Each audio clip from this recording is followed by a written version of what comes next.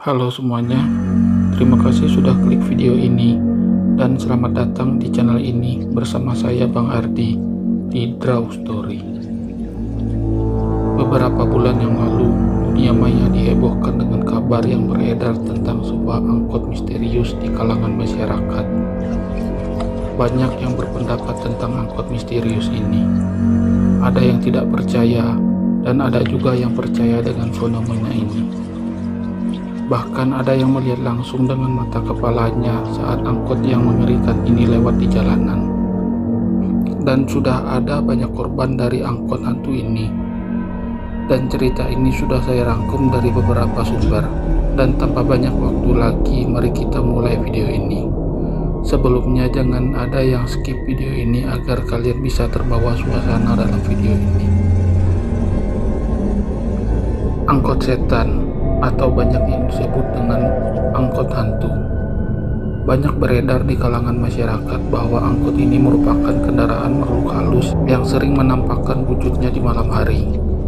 Angkot hantu ini sudah banyak tersebar di beberapa wilayah di Indonesia, terutama di jalan-jalan sepi penduduk, dan kebanyakan mereka hadir di jalan-jalan sepi perkampungan.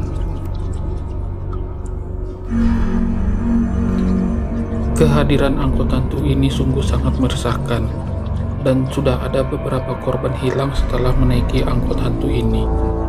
Angkot hantu ini suka sekali menyembunyikan korbannya beberapa hari, dan korbannya pun selalu dibuang di pemakaman sepi. Dan setelah ditemukan, si korban sudah terganggu jiwanya alias sudah gila.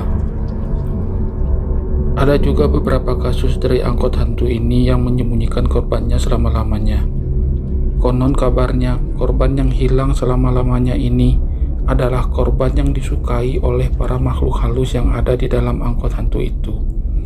Ada juga yang berkata bahwa korban yang disembunyikan selama ini merupakan korban yang sudah menyerahkan dirinya pada makhluk halus yang ada di dalam angkot hantu tersebut.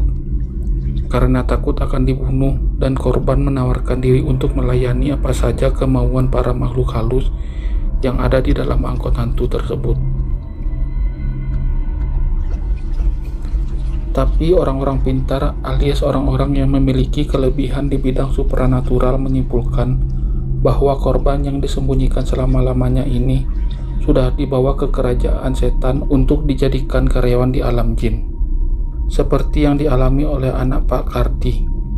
Pak Kardi menyatakan bahwa anaknya hilang pada malam hari, kira-kira pada waktu pukul 20:45 waktu Indonesia Barat, hari Senin bulan Agustus tahun 2018 kemarin. Saat itu Pak Kardi bertengkar dengan anaknya gara-gara anaknya minta dibelikan HP baru, lantaran teman-teman anaknya sudah pada punya HP Android terbaru, sedangkan anaknya Pak Kardi hanya memiliki HP jadul yang layarnya kotak-kotak dan hanya bisa dipakai untuk SMS-an dan teleponan. Pak Kardi tidak punya uang untuk membelikan anaknya HP baru, tapi anaknya tersebut bersikeras ingin punya HP baru. Karena Pak Kardi menolak membelikan anaknya HP baru, anaknya langsung pergi keluar rumah, dan di saat itu juga lewatlah sebuah angkot, dan anak Pak Kardi itu langsung menaiki angkot tersebut. Semenjak itu, anak Pak Kardi tidak pernah pulang-pulang, dan Pak Kardi sudah mencari kemana-mana, tapi anaknya tidak ketemu-ketemu. Ada juga korban selamat dari angkot hantu itu, dan aku adalah salah satu korban selamat dari angkot hantu itu. Waktu itu, aku habis dari rumah sakit karena adik sepupuku sakit demam berdarah dan harus dirawat di rumah sakit. Di sana aku ditemani oleh kakak sepupuku, dan kami ngobrol berdua di bangku taman di depan ruangan tempat adik sepupuku dirawat. Karena keasikan ngobrol dengan kakak sepupuku, aku tidak sadar jam sudah menunjukkan pukul 12:30 pagi waktu Indonesia Barat.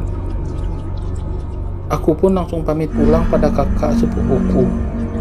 Setelah aku keluar dari rumah sakit itu, ternyata di luar sudah sangat sepi.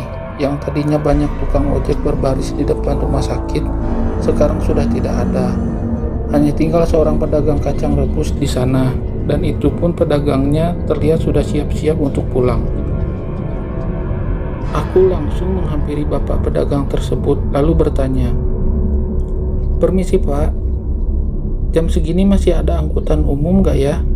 Tanyaku kepada bapak pedagang kacang rebus itu. "Oh, jam segini mah biasanya sudah tidak ada, Dek. Tapi coba saja dulu tunggu beberapa menit. Siapa tahu ada angkutan umum yang masih lewat. Atau Adek jalan kaki saja dulu sampai ujung jalan raya ini. Biasanya suka ada taksi di ujung jalan ini," jawab bapak pedagang kacang rebus itu. Aku langsung mengiyakan saran dari bapak pedagang kacang rebus tersebut dan berjalan menuju ujung jalan raya ini. Beberapa langkah berjalan, perasaanku sudah tidak enak. Tidak ada satupun orang yang lalu lalang di jalanan ini. Bahkan kendaraan pun sudah tidak ada yang lewat satupun saat itu. Aku pun mulai ketakutan. Bulu kuduku sudah berdiri dan perasaanku sudah campur aduk. Ingin rasanya kembali lagi ke rumah sakit tadi. Tapi aku ingat, besok ada ulangan sekolah dan aku harus bangun pagi. Terpaksa aku terus berjalan sampai ujung jalan ini. Tapi sudah sekian lama aku berjalan, ternyata ujung jalannya masih jauh. Kakiku sudah merasa agak pegal. Dan makin lama jalan ini semakin menyeramkan. Hanya ada aku di sepanjang jalan ini, dan jalan ini sungguh sangat sepi. Beberapa lama kemudian, terdengar suara mesin mobil di belakangku disertai sinar lampu. Aku pun menoleh ke belakang. Dan benar saja, ternyata ada sebuah kendaraan berjalan menuju ke arahku, dan ternyata itu adalah angkot yang sudah aku tunggu-tunggu dari tadi. Lega rasanya, ternyata masih ada angkot yang lewat jam segini. Angkot itu berhenti tepat di sampingku. Terlihat angkotnya yang cukup tua, dengan lampunya yang agak redup, dan suara mesin yang terdengar sudah tua. Supir angkotnya langsung menyuruhku naik, dan aku pun langsung segera naik masuk ke dalam angkot tersebut, dan duduk di bangku paling belakang. Hanya ada aku penumpang di dalam angkot itu. Angkot mulai berjalan. Suara mesinnya terdengar tersengal-sengal ketika supir menginjak pedal gasnya. Getaran mesinnya juga sangat terasa sampai ke bangku paling belakang. Sesampainya di ujung jalan, angkot ini berhenti menunggu penumpang. Aku mulai mengantuk, dan sekuat tenaga aku paksa mata ini supaya tidak tertidur. Dan beberapa lama kemudian, angkot ini berjalan kembali tanpa mendapatkan tambahan penumpang. Sedangkan aku sudah tidak kuat lagi menahan kantuk. Dan akhirnya aku pun tertidur di tengah kebisingan suara mesin saking ngantuknya.